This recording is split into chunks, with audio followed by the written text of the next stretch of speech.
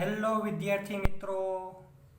In previous lecture we will discuss about electric field lines and its property, and now we will discuss about electric flux. તો સૌપ્રથમ આપણે electric flux કેને કહેવામાં આવે છે એ જાણતા પહેલા આપણે ફ્લક્સ વિશે માહિતી મેળવી લઈએ. તો ફ્લક્સ કેને સામાન્ય રીતના કહેવામાં આવે છે? જેમ કે મેં કોઈ એક રેક્ટેન્ગ્યુલર શેપ લઈ લીધેલો છે, કોઈ એક લંબચોરસ આકાર લઈ લીધેલો છે. હવે લંબચોરસ આકારમાંથી ઉપરથી નીચેની તરફ, આવી રીતના ઉપરથી નીચેની તરફ કોઈ એક પ્રવાહી પસાર કરું છું, તો એમાંથી પસાર થતા પ્રવાહીના જથ્થાને જ આપણે શું કહેવામાં આવે છે? તો કે ફ્લક્સ કહેવામાં આવે છે. એ પ્રવાહીનું ફ્લક્સ કહેવામાં આવે છે. જો ઇલેક્ટ્રિક ફિલ્ડ લાઇન હોત તો ઇલેક્ટ્રિક ફ્લક્સ કહેવામાં આવે. આ જગ્યા ઉપર પ્રવાહી છે તેથી આપણે પ્રવાહીનું ફ્લક્સ કહેવામાં આવશે. તો એ ફ્લક્સની વેલ્યુ કેટલી છે? તો કે એમાંથી પસાર થતું પ્રવાહી અને જે આપણે આ લંબચોરસ લઈ લીધેલું છે એ લંબચોરસનું ક્ષેત્રફળના ગુણાકારને આપણે શું કહેવામાં આવશે? એ પ્રવાહીનું ફ્લક્સ કહેવામાં આવશે. તો કે આપણને ખબર છે કે સૌપ્રથમ આવી રીતના મેં જાળી રાખેલું હોય તો એમાંથી પસાર થતું પ્રવાહી રહ્યું એ આપણે મહત્તમ મળશે. ઉપરથી નીચેની તરફ હું પ્રવાહી પસાર કરું તો એ મહત્તમમાં મહત્તમ મળશે. પછી એને થોડુંક આમ આડું કરી નાખું તો એમાંથી પસાર થતો પ્રવાહીનો જથ્થો રહ્યો જથ્થામાં પણ શું થઈ જશે? કે આ લંબચોરસમાંથી પસાર થતો પ્રવાહીનો જથ્થામાં ફેરફાર થઈ જાય છે. પહેલાં જેટલું પસાર થતું હતું એના કરતાં ઓછું થાય છે. અને જો હું આવી રીતના ઊભું રાખી દઉં તો કે આપણને ખબર છે કે આમ ઊભું રાખી દેવામાં આવે તો એમાંથી પ્રવાહી કોઈ પણ પ્રકારનું પસાર થશે નહીં. તો એ ફ્લક્સનું મૂલ્ય કેવું થઈ જશે? શૂન્ય થઈ જશે. એટલે કે ફ્લક્સની વેલ્યુ રહી એ કેના ઉપર આધાર રાખે છે? તો કે જે આપણે એરિયા લેવામાં આવેલો છે, આપણે આ જગ્યા ઉપર કોઈ એક રેક્ટેન્ગ્યુલર શેપ લેવામાં આવેલું છે, એની જગ્યા ઉપર સર્કલ હોય, સ્પેરિકલ શેપ હોય, કોઈ પણ પ્રકારનો શેપ હોઈ શકે છે. એ શેપની ડાયરેક્શન ઉપર આધાર રાખે છે. એટલે કે એનો એરિયા કઈ ડાયરેક્શનમાં રહેલો છે એના ઉપર આધાર રાખે છે. તો સિમ્પલ ભાષામાં કહી શકાય કે જે ક્વોન્ટિટીની ડાયરેક્શન સાથે દર્શાવવામાં આવતું હોય એવા પ્રકારની ક્વોન્ટિટીને શું કહેવામાં આવશે? તો કે વેક્ટર ક્વોન્ટિટી કહેવામાં આવશે. તો જે આપણે અહીંયા શેપ લેવામાં આવેલો છે એ શેપનો એરિયા જે ડાયરેક્શનમાં રાખવામાં આવે છે એ ડાયરેક્શન ઉપર આધાર રાખવામાં આવેલો છે. એટલે એરિયા વેક્ટર ક્વોન્ટિટી છે. તો સિમ્પલ ભાષામાં હું કહી શકું કે કોઈ પણ ઇલેક્ટ્રિક ફિલ્ડ લાઇન, ધારો કે હું આ જ રેક્ટેન્ગ્યુલર શેપ માટે હું ઇલેક્ટ્રિક ફિલ્ડ લાઇનની વાત કરતો હોય તો ઇલેક્ટ્રિક ફિલ્ડ લાઇન આમાંથી કેટલી પસાર થાય છે? પસાર થતી ઇલેક્ટ્રિક ફિલ્ડ લાઇનને શું કહેવામાં આવશે? આપણે ઇલેક્ટ્રિક ફ્લક્સ કહેવામાં આવશે. ખાસ કરીને ધ્યાન રાખજો. એવી જ રીતના હવે આગળ ઇલેક્ટ્રિક ફ્લક્સની ડેફિનેશન શું છે? તો ડેફિનેશન જોવામાં આવે તો ડેફિનેશન કંઈક આવા પ્રકારની છે.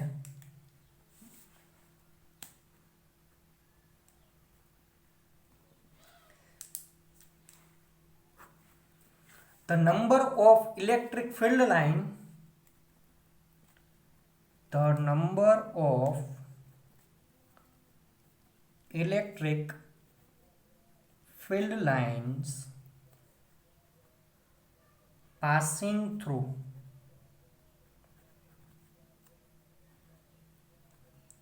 perpendicular through a surface.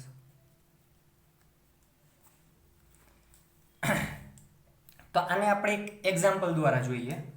કોઈ એક સરફેસ લઉં છું આવા પ્રકારનું, અને એ સરફેસમાંથી ઇલેક્ટ્રિક ફિલ્ડ લાઇન પસાર થાય છે. બરોબર?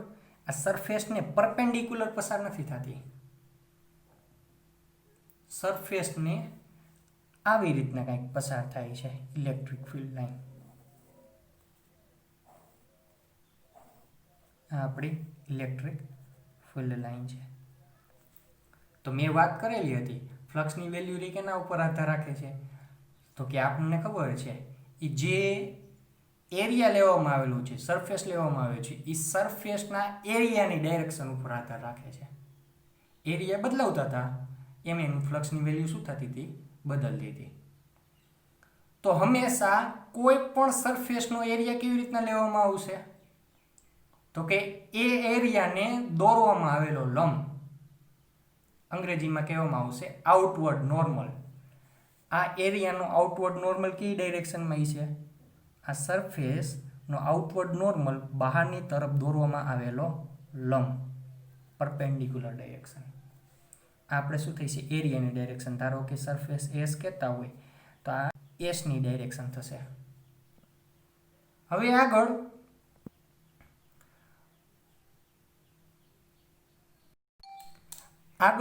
આપણે આ સંપૂર્ણ એરિયામાંથી, કમ્પ્લીટ એરિયામાંથી પસાર થતી ફિલ્ડ લાઇન શોધવી છે. ફ્લક્સ ફિલ્ડ લાઇન પસાર થતી ફિલ્ડ લાઇન એટલે જ ફ્લક્સ. તો ફ્લક્સ શોધવું છે એના માટે હું શું કરું છું? તો કે કોઈ એક એરિયા એલિમેન્ટ લઈ લઉં છું. એરિયા એલિમેન્ટ કે જેને હું શું નામ આપી દઉં છું? તો કે ડી એ વેક્ટર. ડી એ વેક્ટર જેની ડાયરેક્શન પણ કઈ છે? તો કે બહારની તરફ જશે. ઈ વેક્ટર તો કે આ તરફ છે. ડી એ વેક્ટર તો આ તરફ છે. બંને વચ્ચેનો એંગલ એટલે હું એને થીટા કહી દઉં છું. ઇલેક્ટ્રિક ફ્લક્સ માટે, ઇલેક્ટ્રિક ફ્લક્સ આ એરિયા એલિમેન્ટ ડી એ વેક્ટર માટે મારે ઇલેક્ટ્રિક ફ્લક્સ શોધવું હોય તો હું કેવી રીતના શોધી શકીશ? તો કે the electric flux, the electric flux is defined as the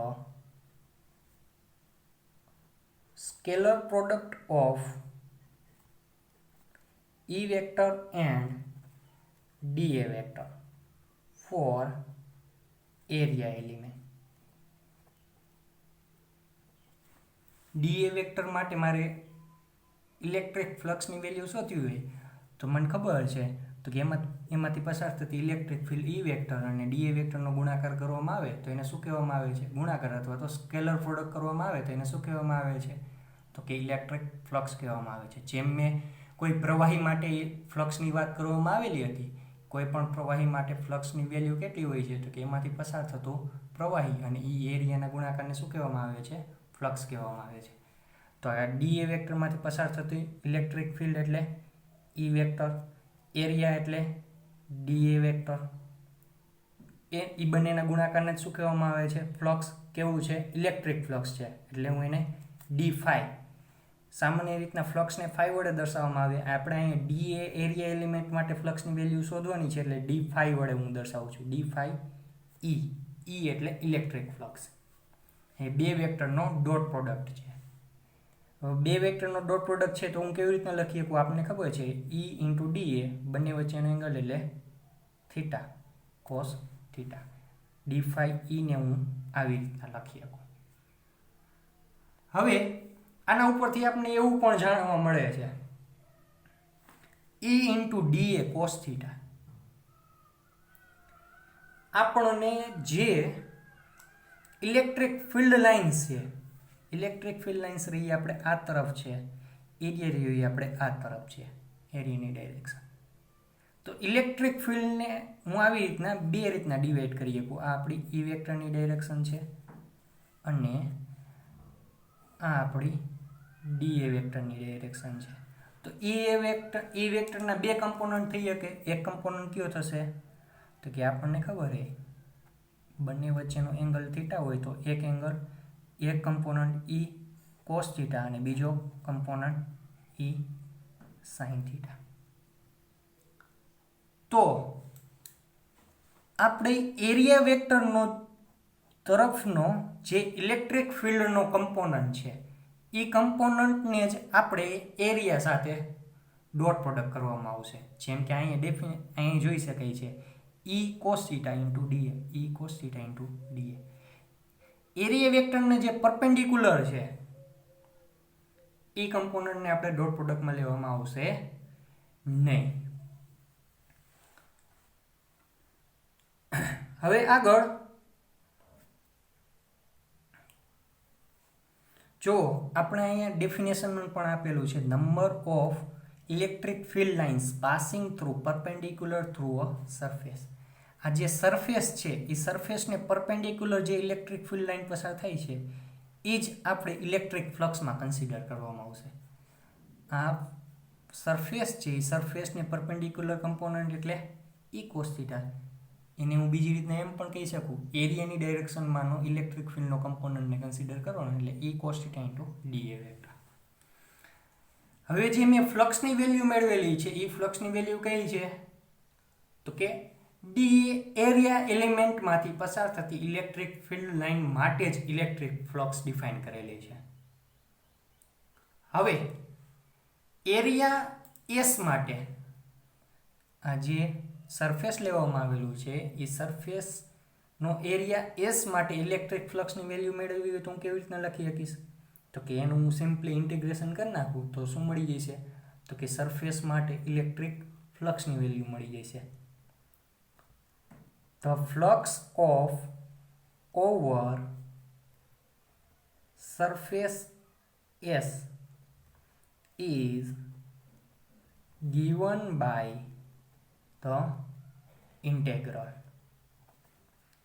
તો આનું ઇન્ટિગ્રલ કરવામાં આવે ડી ફાઈ ઈનું ઇન્ટિગ્રલ કરી તો આપણે શું મળશે ફ્લક્સ ફાઈ મળશે. એનું ઇન્ટિગ્રલ કરી તો ડી ફાઈ ઈ બરાબર હું શું લખી શકું તો કે ઈ વેક્ટર ઇન્ટુ ડીએ વેક્ટર. બીજું શું લખી શકું તો કે ઈ વેક્ટર ઇન્ટુ ડીએ વેક્ટર બરાબર હું શું લખી શકું તો કે ઈ ડીએ કોસ થીટા લખી શકું. તો કે આપણે ફ્લક્સની વેલ્યુ કેટલી મળેલી છે તો કે ફ્લક્સની વેલ્યુ ફાઈ ઈ બરાબર integration of E cos theta into DA.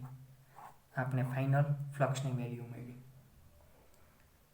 એરિયામાંથી પસાર થતા ફ્લક્સની વેલ્યુ મને કેટલી મળશે ફાઈ બરાબર integration of E cos theta into dA મળશે. હવે ઇલેક્ટ્રિક ફ્લક્સને રિગાર્ડિંગ અમુક પોઈન્ટ છે, જેમ કે ઇલેક્ટ્રિક ફ્લક્સ કેવી ક્વોન્ટિટી છે તો કે ઇલેક્ટ્રિક ફ્લક્સ રહી આપણને જોઈ શકાય છે બે વેક્ટરનો ડોટ પ્રોડક્ટ કરેલો છે તો ફાઇનલ ક્વોન્ટિટી હંમેશા આપણને કેવી મળે સ્કેલર ક્વોન્ટિટી મળે. તેથી ઇલેક્ટ્રિક ફ્લક્સ કેવી છે સ્કેલર ક્વોન્ટિટી છે.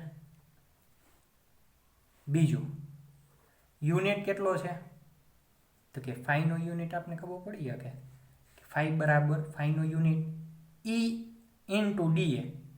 ઈ ઇન્ટુ ડીએ ઈ એટલે ઇલેક્ટ્રિક ફિલ્ડ. ઇલેક્ટ્રિક ફિલ્ડને આપણે કેવી રીતના લખી શકીએ ઈ બરાબર એફ બાય ક્યુ. એરિયાનો યુનિટ મીટર સ્ક્વેર. એફ એટલે ન્યૂટન, ક્યુ એટલે કુલમ અને મીટર સ્ક્વેર. તો કે ઇલેક્ટ્રિક ફિલ્ડને સોરી આ આપણે ફ્લક્સની વેલ્યુ થઈ ઈ બરાબર શું થઈ છે એફ બાય ક્યુ. ઇલેક્ટ્રિક ફિલ્ડની વેલ્યુ કેટલી હોય ઈ બરાબર એફ બાય ક્યુ. તો ઈની વેલ્યુને આપણે ફાઈમાં મૂકી તો ફાઈ બરાબર ઈ બરાબર એફ બાય ક્યુ અને ડીએનું યુનિટ મીટર સ્ક્વેર છે તો newton metre square upon coulomb. ફાઈનો યુનિટ કેટલો થઈ છે તો કે newton metre square upon coulomb. બીજું ફાઈની વેલ્યુ જોવો જોઈએ કેના કેના ઉપર આધાર રાખે છે એક તો ઇલેક્ટ્રિક ફિલ્ડ, એરિયા અને ત્રીજું કોસ થીટા એટલે કે થીટા ઉપર આધાર રાખે છે. એરિયા તો એનો ફિક્સ હોય છે, ઇલેક્ટ્રિક ફિલ્ડ એનું ફિક્સ હોય છે.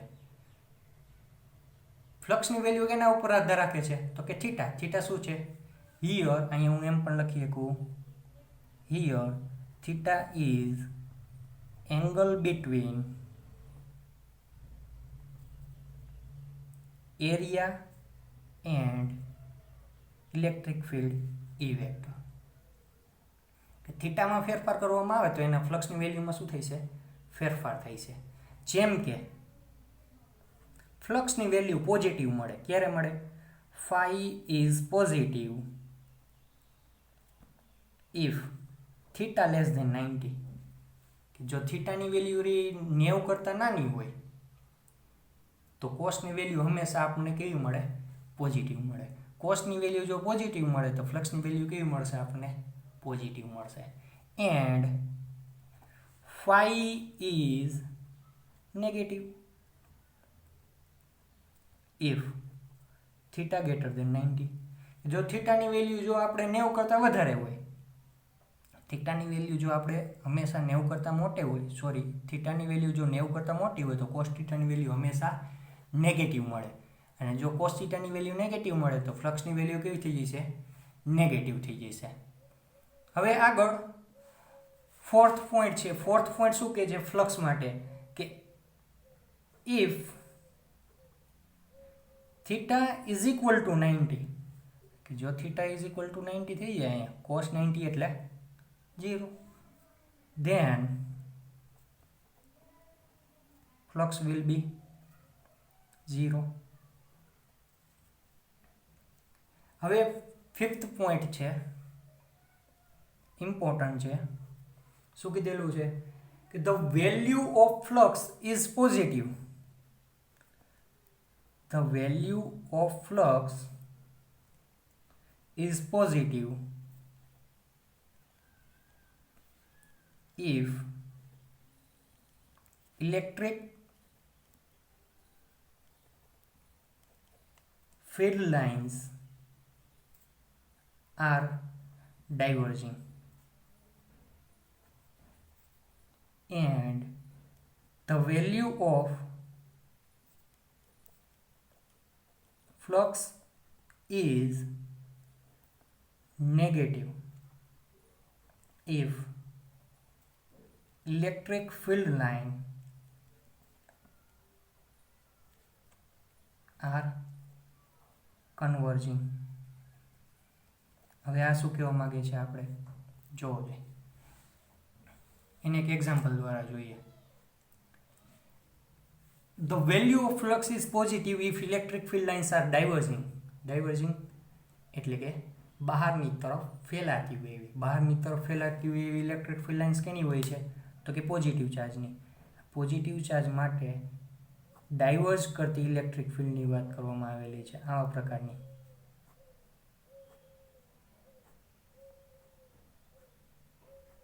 એના માટે શું કીધેલું છે? તો કે એની ફ્લક્સની વેલ્યુ પોઝિટિવ હોય. કેવી રીતના? તો કે આપણને ખબર છે ફ્લક્સની વેલ્યુ મેળવી હોય તો આપણે એરિયા પણ કન્સિડર કરવો પડે. ધારો કે અહીંયા હું કોઈ સ્પેરિકલ શેપ એરિયા લઈ લઉં છું. આ આપણો એરિયા છે.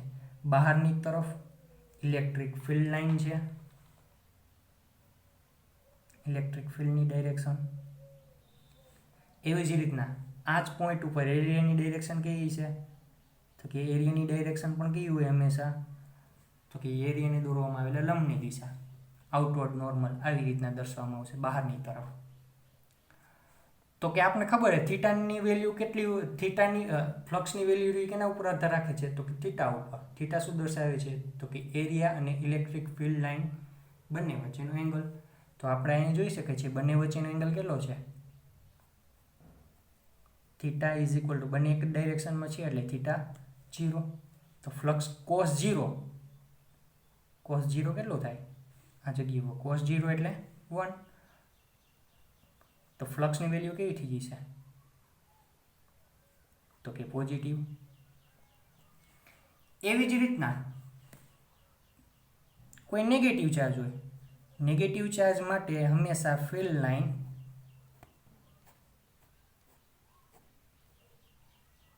કન્વર્સ કરે, એટલે કે બહાર અંદરની તરફ આવતી હોય ઇલેક્ટ્રિક ફિલ્ડ લાઇન. એના માટે ફ્લક્સની વેલ્યુ શોધવી હોય તો કોઈ એક મારે એરિયા કન્સિડર કરવો પડે. એરિયા કન્સિડર કરવા માટે કોઈ એક મેં સ્પેરિકલ શેપ સ્પીયર લઈ લીધેલું છે. સ્પીયરના એરિયાની ડાયરેક્શન કઈ હોય? તો કે સ્પીયરના સરફેસ ઉપર બહારની તરફ દોરવામાં આવેલા લંબની ડાયરેક્શનને શું કહેવામાં આવશે? એરિયા ડાયરેક્શન, એટલે કે એસ વેક્ટર. ઇલેક્ટ્રિક ફિલ્ડની ડાયરેક્શન કઈ છે? તો કે આપણે જોઈ શકાય છે ઇલેક્ટ્રિક ફિલ્ડની ડાયરેક્શન અંદરની તરફ છે. આ પોઈન્ટ ઉપર હું વાત કરું તો આ પોઈન્ટ ઉપર ઇલેક્ટ્રિક ફિલ્ડની ડાયરેક્શન અંદરની તરફ રહી છે.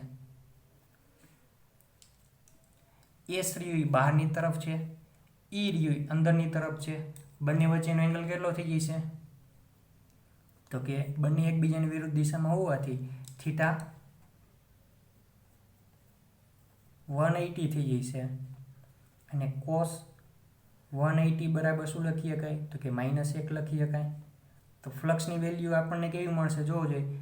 cos 180 બરાબર માઇનસ થઈ જશે. તો ફ્લક્સની વેલ્યુ કેવી થઈ જશે? તો કે નેગેટિવ.